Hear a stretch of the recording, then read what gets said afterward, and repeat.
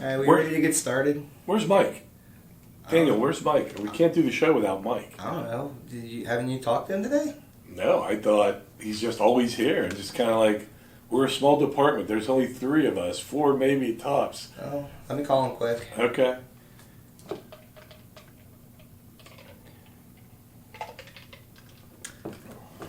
Mike, hey, we're getting ready to start the show. Where you at? What do you mean you're on vacation?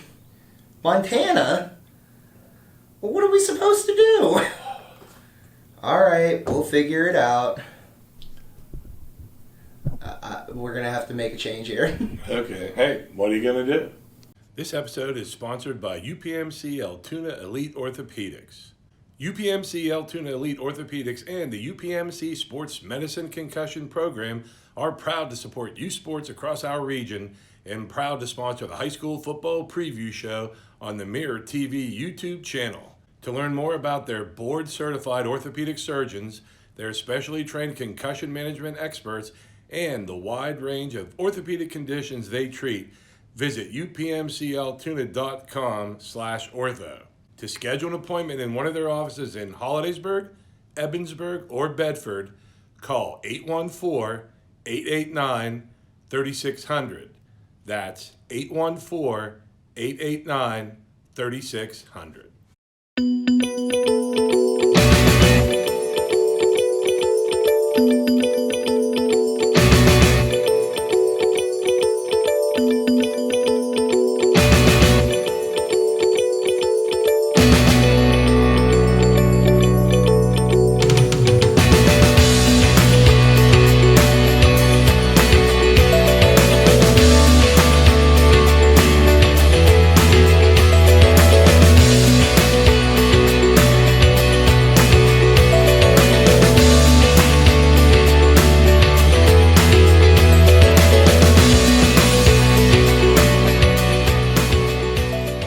Hello again, everybody, and welcome to Week 9 of the High School Football Show on Mirror TV on YouTube. Things look a little bit different this week because Mike Boydham is on vacation. He's on his way back from, I guess, the Central Mountain Time area. We'll have a message from Mike later that'll tell us where Mike is. Mike's such a big personality, we had to replace Mike with 2 people. Managing editor, former sports editor Neil Rudel's joined us to talk. Dan Eisenberg, who's always been the guy behind the camera and does real good production stuff, is with us as well. Dan was in sports, Dan's in news. My name is Scott Franca. We're going to get right to the games. We're going to let Dan become me a little bit, and then Neil and I will kind of jaw about some of these games. Well, don't you want to talk about the latest edition of our there we go. I forget. See, I'm so excited to talk football with you two. First of all, Glendale last Friday brought us down a helmet and a hat, and Dan sent it to me. I was the game out in Pittsburgh, texted my wife photo because my phone would have blown up had it actually got a photo.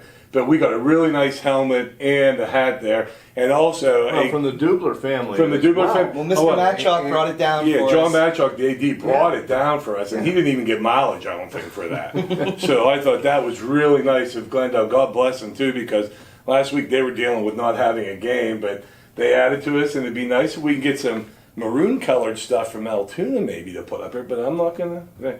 And also, one more hat we got. How do you not have a memorabilia from Altoona? I was hoping someday the helicopter will go We've been out. asking all year, and I mean, this is your call call out. Altoona does not 2 have weeks. that much to do. You guys got 2 weeks left. There, right? I mean, there's still time. I mean, you guys got this big game against Carlisle and a big game against State College next week. There's still time, Altoona. I have faith in you. I wanted to go to Vince should bring it over himself. Really. I wanted to go to my brother's basement and steal some of his old Altoona hats. He'd probably give them to you. He would probably give them to me, I would think. But we did get, real quickly, a Bishop Sycamore football hat. And this guy, Paul Rossman from Hollidaysburg, actually paid for this out of his pocket, ordered it, gave it to me to put on our show. They're the team, the fake high school from Ohio that played in the football game on ESPN and got crushed. Yeah, they were like a high school in a building or something. It was not a good situation for Bishop Sycamore.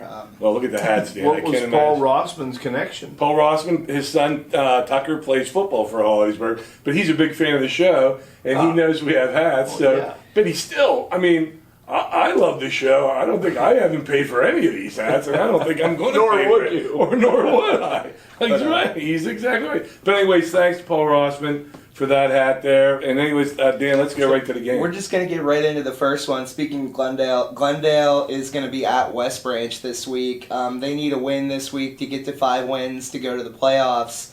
What do you guys think of this first one?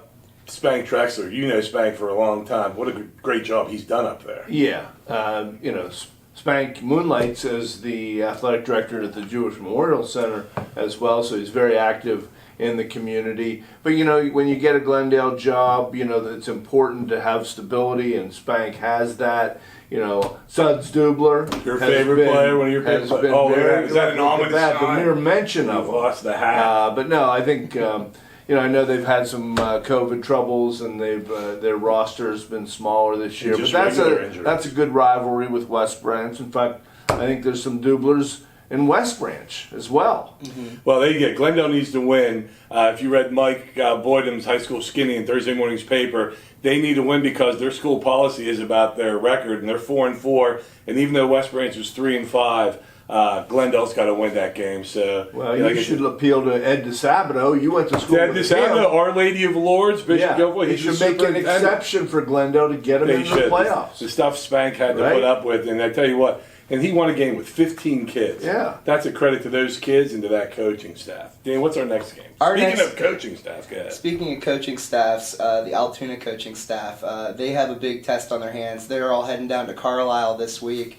Carlisle, 5-3. They had a big win against State College last week. Very close game, went down to the wire. What do you guys think about Altoona coming off the loss to Central Dauphin going down to Carlisle? I think my theory is if Altoona can score 48 points against Central Dauphin, they should be able to score enough to beat Carlisle. But I even wrote down some names. They need to have a better defensive effort. I just dropped some names: Manny Miller, Brian Yingling, Connor Reimer, Ethan Straup. I know those guys are going both ways. But if they have enough strength to score 48 points on offense, they got to have enough strength to stop teams from scoring 52 points. Did I notice that you were the only one that picked Altoona? I just did because Altoona has played. If you talk, I like your pick, Scotty. I mean, you looked at it, and Central Dauphin, Altoona put 48 points up. I really thought they'd win that game. Kind of the big picture. I think Vince Niedermeyer has really restored a higher level of competitiveness with Altoona. It looks like he's doing a good job. Tough to lose a game like that at home. I guess they had a great player. I was thinking of Jim Lane, who was covering the game, and they had 1,000 yards of offense, right? Yeah. Between the two, so he... Right. Did Mr. Lane have his old calculator with him, or would he have one of those ones that kind of looks like it's an honors calculator? But anyways, I still think I took Altoona. I think they can win. I think he's going to build... He's just got to fix the defense. If they can fix the defense, they'll be all right. State College held Carlisle to 17 points, I think it was last week. Yeah. If Altoona can do something similar to that, I think they have a good chance. And without jumping in, too, Altoona's better than State College. I say we, Hollidaysburg played them, both. Altoona's way better than State College. What's our next game? Preview for next week, Altoona's heading down to State You're College. having trouble with the Glendale hat. It does not want Where's to our stay stage man? We're going to toss it back. Sarah Vasile was here. That might not have happened. Actually, Mike usually did shout this, out I think. to Sarah. Hi, Sarah. Actually, Sarah, Dan, you have really stepped into this show, and I thought Sarah was irreplaceable. You've done a great job. Dan does great sound effects, and he runs those cool little things across. I can't. That's technology. I don't do that stuff. Sorry. Our next game, we're going to flip back over to Altoona schools. Bishop McCort is going to be against Bishop Guilfoyle. Is that game on Friday night, I believe? That game's Friday night, yeah. They're back, Bishop Guilfoyle back on the Friday night slate. BG 5-3 hosting 2-6 McCort. What do you guys think of this one? I think BG right now, their defense has been playing much better. And one of the names I want to drop again, and he's from last year's all-name team. Last Saturday night, listening to the game on the radio, Sante Bumbachi was in every tackle. He had like a dozen tackles at one point. He's the captain of your all-name team. Quarterback sacks. I mean, just their defense, their offense was kind of, it's all Kesey Wetter and Cooper Rother. But, if they have defensive linemen doing something like that, then they have a chance because I think in single A, Juniata Valley is going to be their, I know there's other teams ahead of them. Juniata Valley is their big obstacle right now. But Bishop McCort, not the Bishop McCort that you and I grew up with. Yeah, but you know what? You have, it's really Bishop Guilfoyle versus Bishop McCort and Bishop Carroll. That's right. Because Carroll has supplemented McCort because Carroll's football program wasn't able to continue on its own, so those kids are going over. I'm not sure exactly how many Carroll I thought kids. there were I had heard one time 17, I had heard 15. Still, it's a healthy number. I had to think that McCourt people thought that they would get more help than, they're 2-6. And they go, look at Juniata Valley, get those Williamsburg kids. They're 7-1, 6-1. Yeah, but for a while, McCort and Johnstown High were producing a lot of high-level talent. Right. So I don't know, maybe they're not in quite that cycle right now. Yeah. What's our next game, Dan? We're jumping over to the ICC. Juniata Valley is going to be at undefeated Bellwood-Antis this week. Bellwood, they've been off to a real strong start this year, looking to get it going against the Hornets Friday night. What do you think, Scott? See, and Juniata Valley I was anticipating them to be perfect record like Bellwood until they had the hiccup and Northern Bedford came in and beat them at their place. This Bellwood team, I wrote down some of the stats from Mike Boydham's stats. The Sean Mallon receiver, it's Connor Gibbons, the Zach Pellegrini, the quarterback. He has a 9-2 touchdown to interception ratio, which they run the ball a lot down there. But Bellwood-Antis is like a machine. Again, I'm going to quote John Franco, my brother. He said it's the best Bellwood team he has ever seen, and he's been coaching there since '94. He's played against Bellwood. He said best Bellwood. He thinks they would have beat Hollidaysburg had they played Hollidaysburg this year. He thinks they're that good, but Juniata Valley. Why does he pull Hollidaysburg right out of the sky to compare? Just because I told him we had an off week the day that Bellwood had an off week, and I wanted Hollidaysburg to play Bellwood because I wanted to see how good Hollidaysburg was. And he told me, Bellwood would have beat you guys. I took umbrage with that. But the important thing is I used the word umbrage and in the correct way, too, in that. But any umbrage you take with your brother really ought to be captured for this show. Could be a separate segment. But Nick Loveridge, you got to be impressed with how he took the thing around John Hayes. Yeah, for sure. And John Hayes was a great mentor to Nick Loveridge and great friends and neighbors.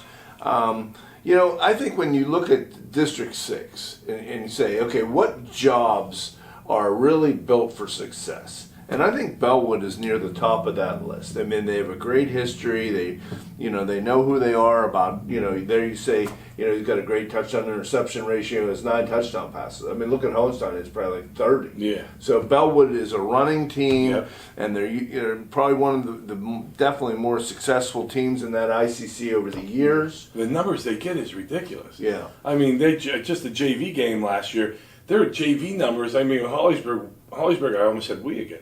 Hollidaysburg had 22 kids for their JV team. Bellwood-Antis had 40. And I just think those kids go out for football. They have that youth football program there that was started and developed by Bud Grazier many years ago. And football is important to Bellwood, and really it shows. But you mentioned last year I ended up covering the Bellwood at Northern Bedford game, and I thought Northern Bedford had a pretty good team. But Bellwood, kind of handled them. It was a pretty good game for a while, so it doesn't surprise me that Northern Bedford, sprung that upset.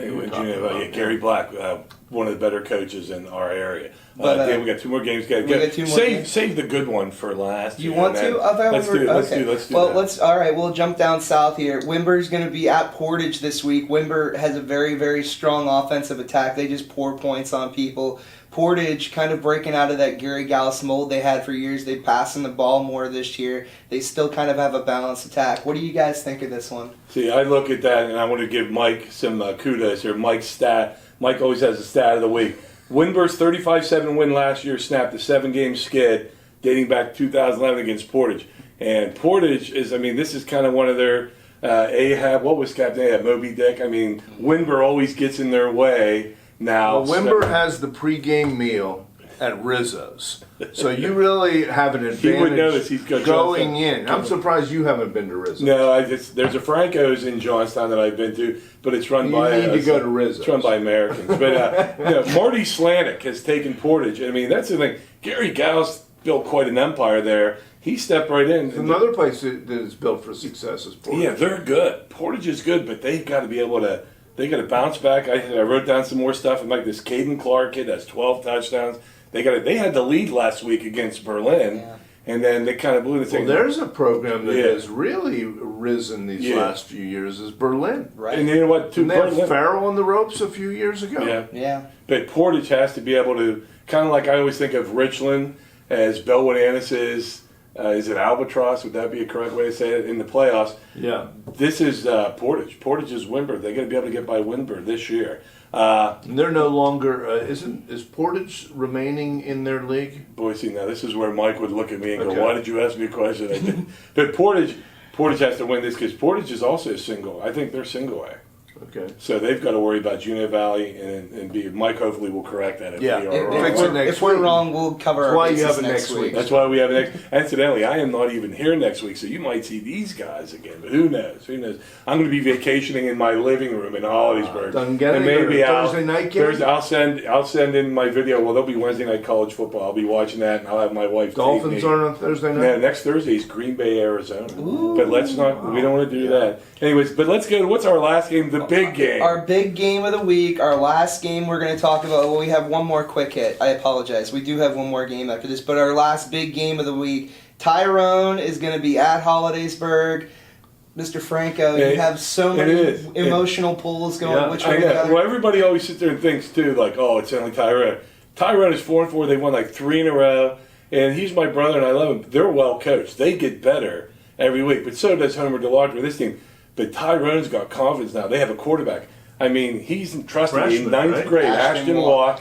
And I mean, his way, and how it made them better. Walk the walk. It took Keegan Gwynn, his quarterback, and moved him back to tight end, which made their offensive line automatically better, which is what he needed. And he's thrown into the Ronan kid, who's a 10th grader. Now, Ross Gamp, whose dad played at Hollidaysburg in the 80s, Don Gamp. Ross is a beast.